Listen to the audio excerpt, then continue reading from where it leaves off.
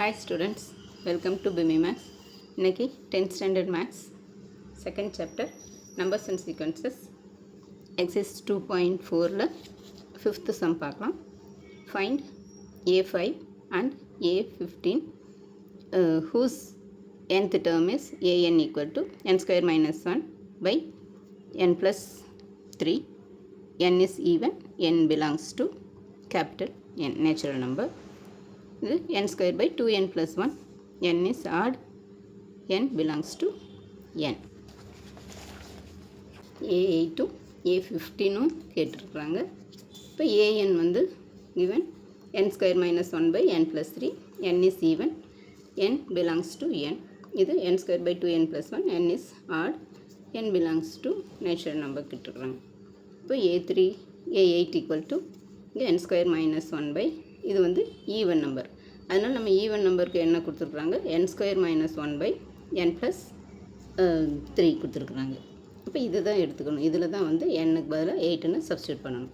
இப்போ n square minus 1 by n plus 3, 8 square minus 1 by 8 plus 3, 8 square வந்து 64 minus 1 divided by 8 plus 3 வந்து 11 equal to 64ல் 1 போச்சுன்னா 63 by 11. Next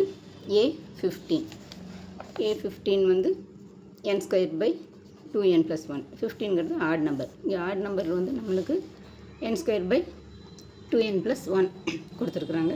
அப்போ இதில் தான் நம்ம வந்து என்னுக்கு பதிலாக 15ன்னு சப்ஸ்டியூட் பண்ணணும்.